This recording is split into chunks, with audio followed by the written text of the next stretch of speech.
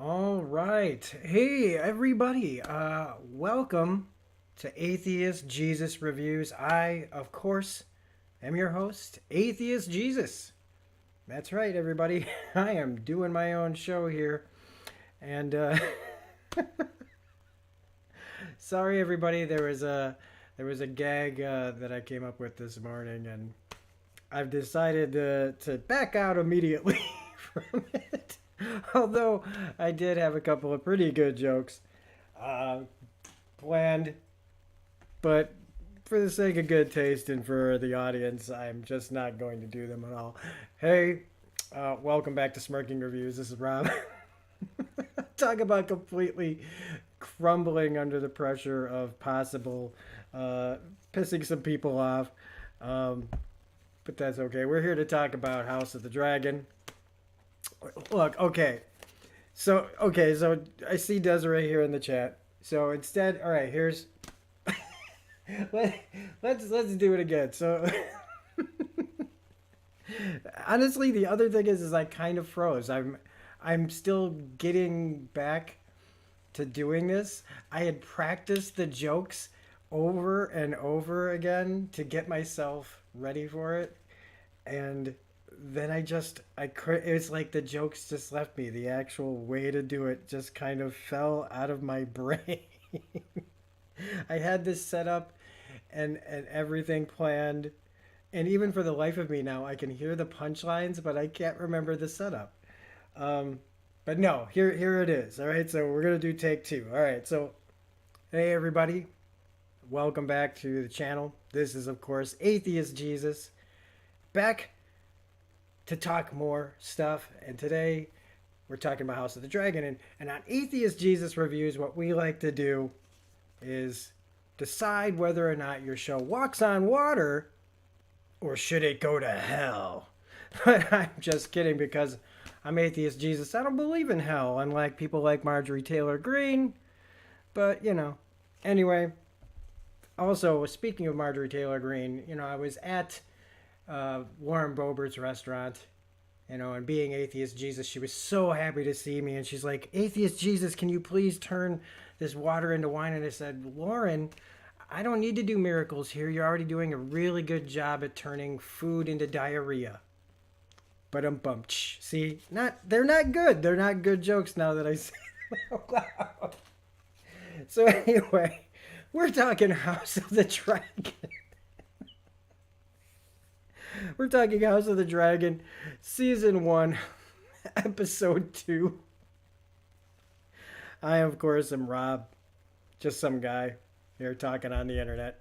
And it says Quickie Review on the thumbnail, but it's probably going to be a little more extensive this week because I do have some more things to say than I did about last week's episode. It's still not going to be a super long video, but here we go. So I didn't know if I was going to make one of these. I said that I would do them if I found the show more interesting. And what do you know? About 3/4 of the way through this new episode, I was like, okay, they've got me. They've got me. And I'm ready to say a few more things because last week I talked about character. Now, in a pilot episode of any show, right? You, especially these days, you got to grab people.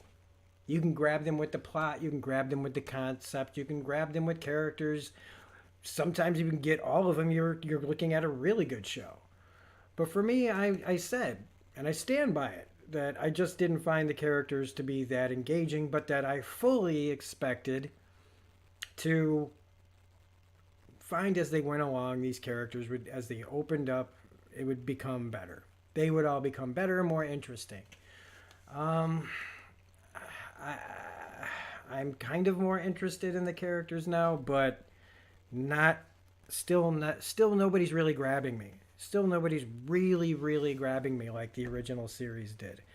Um, I'm more interested in the actual story. I think the story is really interesting more than the people so far. Um, but I did listen to some of the official podcast of this show, and they do have some good points there talking about narratively where this show is going. I think that it is really interesting, and there is some drama for drama's sake, but it's improving already by episode 2. The only thing that I also feel right off the bat is that I still see it as very predictable. I feel like it's very laid out. I can see things coming a mile away, and I don't think I can be alone in that. I think that it's still really easy to see where everything is going. So if something is really predictable, how do you find, entertainment in it? And I'm trying to look at it from the perspective of, even though I'm finding it really predictable, um, I'm enjoying how the characters are reacting to these situations that they don't see as predictable. Um, and so there's that. Um, Another thing I want to talk about from last week is I said that I didn't really know anybody from the cast other than Matt Smith, who I still really only vaguely know, because I've never really watched much of his work. But there are a couple of people that I did notice from the cast, that I know a little bit more of than I thought. Nah, that's like Olivia Cook. I recognize her from the Bates Motel show. You got Graham McTavish, um, who was on Preacher. I know him. What else do we got here? I had the cast list here, and of course Rise Ifans that I mentioned before. I do recognize these people, and so, but it's still, for the most part, I don't know who any of these people are, and I like that I don't have that baggage. Another thing that I really like is that I did not read the book. Uh, so my expectations are pretty low. Um, if I don't plan on reading the book during this series as a whole. I think that it's one of those things where when I think about watching the original series and things like The Walking Dead, anything that has source material, any of the MC, like I have so many comic books. Every time I see an MCU movie, I have comic book brain that I have to say to myself, there's a difference between the MCU and the comic books, and there's going to be differences here between the books and the show. And I've heard that there are already some kind of significant changes, but without that baggage, I can actually just watch the show on its own merit and not worry about where it's going. Like, even though I said I can see a lot of where it's going. And I still stand by it, because one of the things, and the problem I have with the characters, I don't even think it's a problem. It's more like what I find missing is intimidation factor. So many of the characters in the original series were very intimidating people, including like Jack Gleason's Joffrey. Like, he may be a kid and I may be able to dismiss him and call him a jerk and I hope he dies, but like, you really did never know what he was going to do despite what's on the page. There were so many times where this kid would do something and I'd just go, oh my God. But everybody, even Sean Bean's, noble Ned Stark, was intimidating. Everybody, just about, aside from like Sansa and Arya, early Arya, wasn't very intimidating. But everybody in the rest of the cast had intimidation factor. People that would, you just worry that what they're going to do. And I don't feel that from anyone in this cast. Even good old Matt Smith here, who he's got such an interesting voice. It's kind of distracting. I look at him and I expect it to be I don't know. I don't know what I expect him to sound like when I see the character, but it's not Matt Smith's voice that I expect to hear out of. And that's not a diss on him or anything. It's just nobody in this show scares me. And I don't mean like, oh no, like one of these overreactors who freak out every time any little thing happens. I'm just not. I'm not worried about what anybody in this show is going to do. Again, partially predictability, but also just there's no wild card, and he's supposed to be the wild card. And maybe you could throw in Lord Corliss in here right now. But again, that's also something that it's only episode 2. So I would fully expect to see some more twists and turns from people that maybe you don't see coming, especially again if you haven't read the book.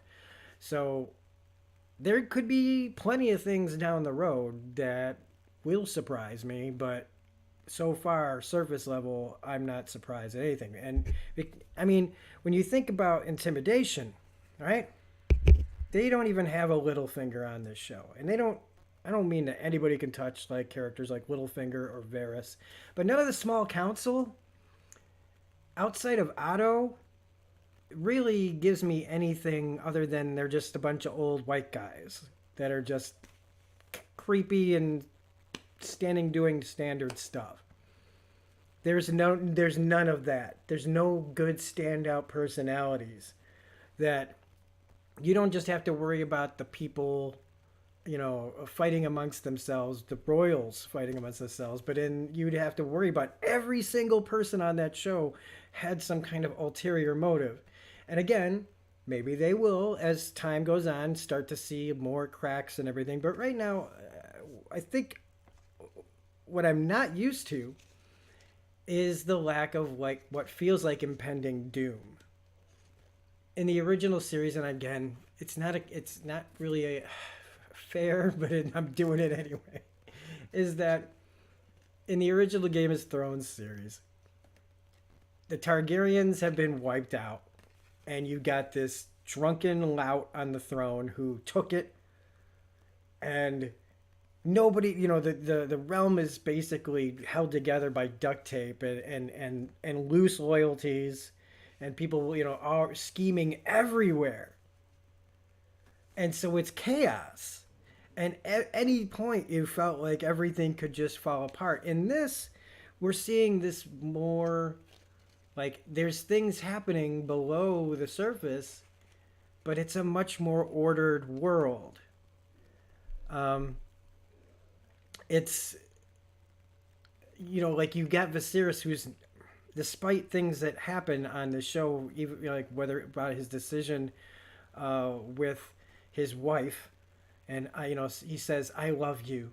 He looks at her. He says, "I love you." He means it, but he also means to have an heir, and so he makes the decision that I think he thinks, on some level, that she would agree with if she wasn't in such distress, that she would be like, "No, you're right. You should have this heir," even though she was pretty clear in the bathtub. This is the last one, and I want to live. I think it was pretty clear that his wife wants to live more than worrying about the heir.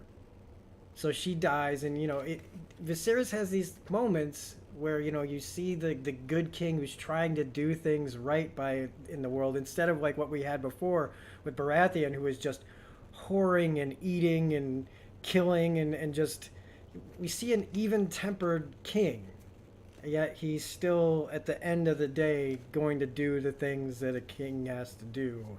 Again, has to do. And so this more ordered world is a little bit like, I guess it's just different. It's just different, not better or worse. I mean, I would say that their world is a little bit better right now than the original series, but I think by the end of this series, it's going to look a heck of a lot more like the original show than it does now, and that's what I'm excited to see. But it's also one of the reasons why, when I talked about like how I didn't necessarily want to see this show being it so close in time to the original, whenever they talk about old Valyria, I perk up. I want to hear about the really long time ago. I want to hear, like I said last episode, the Knights of the Old Republic basically go so far back, when they keep talking about thousands of dragons and how they ruined it all, right? And that there'll never be a place like this again. That's like really interesting, because like wherever they put you, you would see some real crazy stuff. But again, this is a good show, and it has grabbed me more than it did the first episode. And that happens occasionally, that pilots don't quite do it as well as like the second or third episode goes. And it's nice that HBO is the kind of streaming service who doesn't just throw all the episodes at you, so you could completely get to where you want to go story wise. If you didn't like the first one, you can always watch the second one right away, and or the third and the fourth, or the whole damn thing. and you could go, oh, I was wrong and I knew it, and you find out right away. But there's something about the anticipation of not knowing whether or not something is going to be great or bad by waiting a week to see it. And I'm more and more really missing this format of week to week anticipation for shows. Um, and now that we've talked about all of that, I mean, we really do got to get into talking about this. So, and I appreciate everybody here in the chat. Desiree, Devra, Judy G says she agrees with everything I'm saying. That's great to hear, but like I totally expect a lot of people to to disagree with what I'm saying, and that's fine. That's fine. So let's just start with the main titles. I was wondering if we'd get main titles after last week. And it's really, really good to hear the old titles song again. Um, I really like what they did with the blood river, the rivers of blood that we see mixed in with the stone in these interesting kind of like locks, I want to almost call them. I thought that was really cool. I would have liked to have seen a map again just because I would like to see how they represent the map in this time period. Just like how it's interesting to see all the familiar places like King's Landing and Dragonstone and the Red, all these in all these places, but how do they look and appear on the map now at this time period? But otherwise, I got the same feels when I was listening to it, and it made me happy hearing it. Um, it made me think of the good times with Game of Thrones, and it made this show's tone and where it's headed and the possibilities that it has kind of helps wash away a little bit of for me at least, the disappointment of the end of the original series. So I still really love that. Again, like I said, I have no expectations because I didn't read the Fire and Blood. I will read it after this is all over, probably.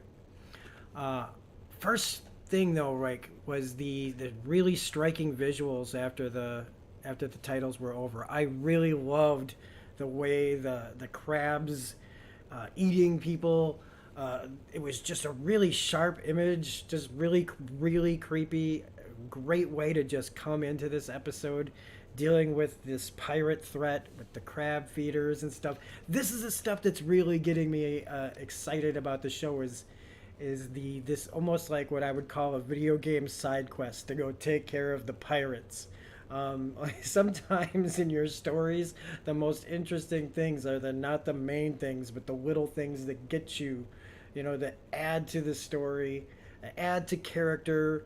Uh, it's different. Dealing with pirates is something that we didn't deal with in the original series too much. We had characters like Salvador San, they talk about their days as pirates, but we never saw too much piracy. I mean, even with the Iron Islands, right, and we don't sew and all this stuff, we never really got to see too much of that until late in Game of Thrones, and by then it was just about getting, the helping, being getting to Daenerys.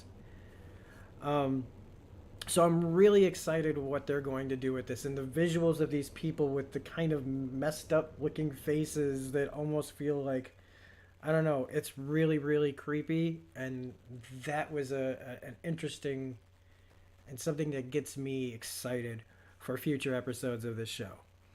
Um, what else? So, and I'm not covering everything. I'm covering what the kind of the things that grabbed me. So if I miss some things, go ahead and put it in the comments section. What you thought of some, maybe if I, like something that if I don't cover it here, you can go ahead and tell me what you thought of something that you were expecting me to talk about. Go right ahead, and then maybe I can bring it up next time I make one of these. So we got Rhaenyra. She's still a cupbearer, and she comes up with an idea. She's young. It doesn't mean her ideas will be bad, but they're kind of like, hey, we got dragon riders. Let's just go and solve it. And she kind of steps over everybody, and they just kind of look at her like, yeah, you haven't really thought that through. I understand you want to be a part of this, but why don't you go pick the King's Guard? Uh, uh, you know, the writers in this show already I can tell are trying really hard to make things happen that they want to happen, and still make it make sense. Right. So she goes to find a new King's Guard, who gets the help of Graham McTavish's character. That was the reason why I finally found him. I was like, cool, this guy, who's like the head of the King's Guard. And they're going through these people, and yeah, they haven't seen combat, and she's dismissing them because they haven't seen combat, and that's how the writers can get away with. They bring up Kristen, what's his name, Clover, Kristen. I can't. I had everybody listed up here better, and then my phone decided to erase every single person on here and make it look weird. Fabian Frankel's character. Um, yeah, Kristen Cole, Sir Kristen Cole, and it just as soon as she sees this guy who just so happens to be the only guy who's seen combat, he also is like young and hot from Dorm. And she just like, ooh, what do you have to say? Like she's like, and I'm like, yeah, okay. The hot guy just so happens to be the only guy who's seen combat. The writers wrote it that way so that they could get away with it. So you can see there are moments in the show where whatever. I don't expect this guy to be that important to the show, even though some people would disagree with that. I think here's the thing. He's obviously being set up as a romantic interest, but then so is Matt Smith as Damon for Rhaenyra. We know what if you know anything about where this show is headed, you know that she and him are going to be together. So I just see Sir Kristen as this guy who's just going to be like eventually killed by Damon. That's it. He's going to get killed by Damon at some point. There's going to be, or, maybe they'll subvert expectations and he'll step too far with Rhaenyra and she'll kill him. I don't know. Either way, I don't see this guy having a good end. And it just kind of feels like, whatever, why do I care about this guy? Another interesting thing is the time jump, the 6 months time jump. I do like that this affords us to get quicker to the action, but I really would have liked to have seen the scene where he steals the dragon egg. Now, we've seen images of it. We've seen parts of it where we see somebody slipping down. We've seen him have a dragon egg in his hand. Maybe they're going to show us how he did it, but now that it's over, I've lost interest in it. I don't really need to see it now. I would have liked to have seen it then, not so much now, unless he just goes to steal another egg, which would be kind of like, well, why don't you? If you showed it to us the first time, we really wouldn't have to see it the second time. But whatever. What else do I have here? Old Valyria, want to see that? Okay, so now we got to talk about like what goes in with that thumbnail, which is, want to marry a kid? I realize that in reality, real reality, back in in times and in places probably still today, there are child brides. It's a very sad and disgusting truth that in certain places, in certain times, women have been subjected to this horrible thing. And so there's precedent in reality for this happening. The thing that bothers me is that this is again a fantasy world, and I know this is Martin's writing and this is his choices and whatever, but I feel like just there's so many ways to shock people on these kinds of shows that I feel creepy watching it. I feel weird sitting there while a grown man feels like he's forced to entertain the idea of marrying a 12-year-old.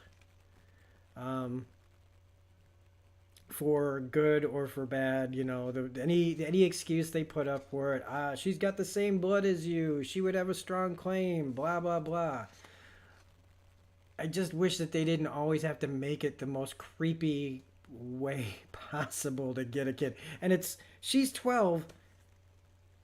Allison is what, 15?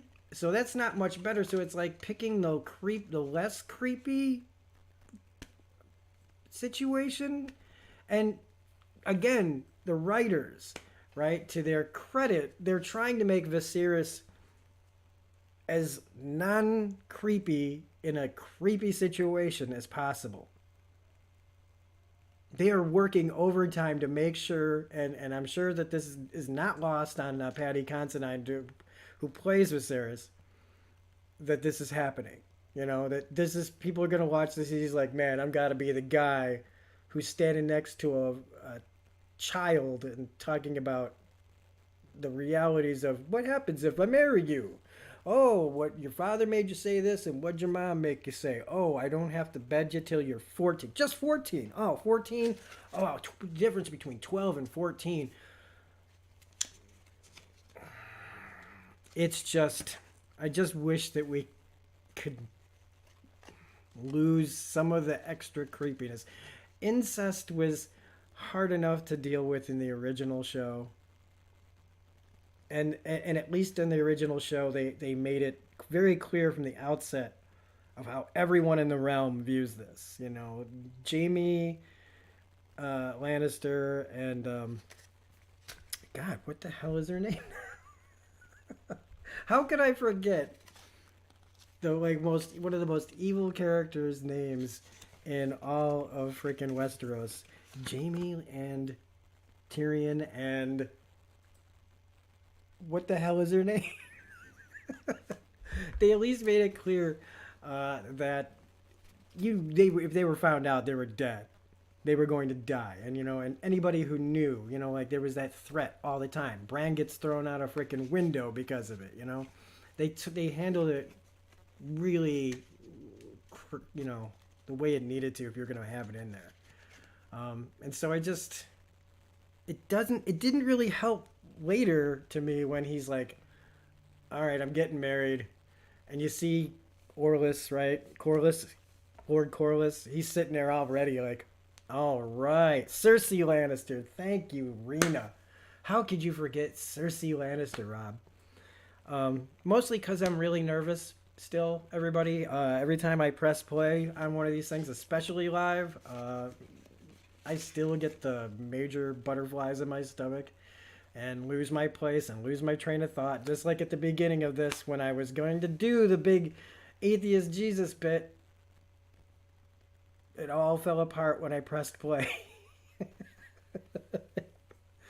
um, but it helped. It didn't help at all. You know, like those scenes between Viserys and Alicent, as right from get go, I was like, I know we're supposed to 100% think that she absolutely wouldn't be there unless Otto hadn't pressured her. And there's definitely that. But there was also, I felt, and I was getting this from the way that she was playing the character, that she also, though, she was into it. And if she's into it, you know that she's entertained in her mind probably the possibilities of where this could go and where it might be going. She can't be stupid. I don't think she's stupid enough to think that she doesn't see what her father's doing. So yeah, and I know creepy. Welcome to the world of G.R.R. Martin, but it's still just. I guess that I'm a bit of a. I don't know. But I feel like there is something there that she knew, and even though she knew that that would like destroy her relationship with Rhaenyra, I felt like, I don't know. They add the whole thing with her ripping up her fingertips, like she's being pulled from different sides. You know, the stress of the whole thing. Um, but I don't think that she's 100% not into this. I think that I think that her duty and everything all balled up into one uh, is a almost is could be a way for her to kind of justify maybe her own desire for power. And maybe that's me leaping forward to what she will be later when after all is said and done and she's had a bunch of kids with this guy. Maybe we'll find out that maybe she really kind of wanted this a little bit on her own, but I don't know. Now, as far as Rhaenyra goes and her finding out about this, I mean, come on. That's right there. I've just been like, we're done. Okay? Dad, I'm done with you. You gross. You gross old man. You are you are going to sleep with my best friend. If this crap happened now, so I'd just be done with the both of them. Now, also, this is a move to move her away from her father, to fracture this again so that the writers can get her and Damon together. And Martin did it. I don't know. I don't know what's on the page. You guys can tell me what's on the page, but this is definitely a move to get her to side with her uncle, marry her uncle. The Targaryens intermarry all the time. So that's not uncommon. So it's a move to do this. It's still creepy. It still weirds me out. Um, and I do think that if I'm hearing correctly from what some people have said, that in the books, that Alicent is a lot less sympathetic, and that for the show they've tried to make her more sympathetic because it probably would be a little more distasteful for a lot of folks to not make her sympathetic. Because now that definitely feels like a Martin move to just make her be the more, you know, underhanded about this and looking out for herself and wanting this in a way. That definitely feels like a George Martin character, more than this character that they're giving us. But again, I think they really wanted to pull back on some of that. Now, when we have the whole thing with Dragonstone and Otto going there, and him saying don't, telling the king don't go and everything. One of the reasons why, like you've got Rhys Ifans here, who's a incredible actor. I love this guy. I really really do. But he's supposed to be I think our main, ooh, I'm planning all this stuff really far ahead and everything. But he just is not this. Now, he doesn't have to be. Nobody could be Peter Baelish. But I would like him to be Peter Baelish adjacent at least. And he just feels completely outmatched here. He immediately has the look on his face of, I've just made a huge mistake.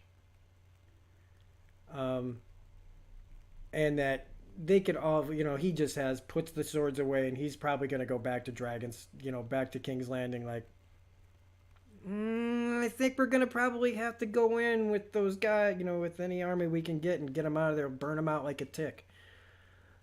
But this, again, gives the writers a chance to show Rhaenyra's power and what she's capable of. And I really like this. I loved seeing the clouds just move with the dragon and her stand up to her uncle and tell him straight up, like, man, you're gonna have to kill me.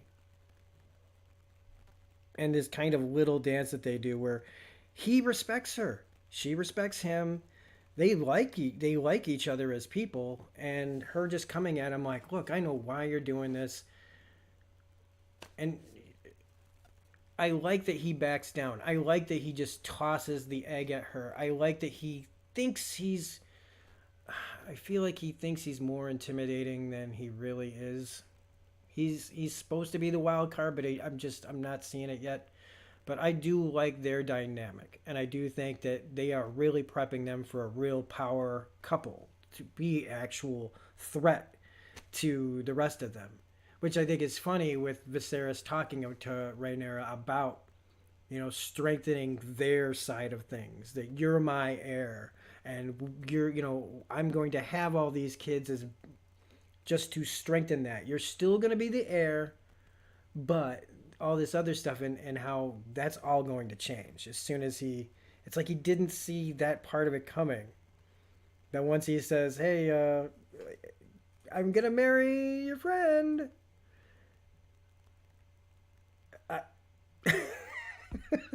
Like the air just leaves that room, and seeing Corlys and Daemon plotting immediately after everything um, is completely expected. And now the danger is growing and the fractures are all happening. And how it plays out, hopefully, will be, continue to be interesting television at the least. Because this is still a great acted show. This is still one of the best produced shows on television.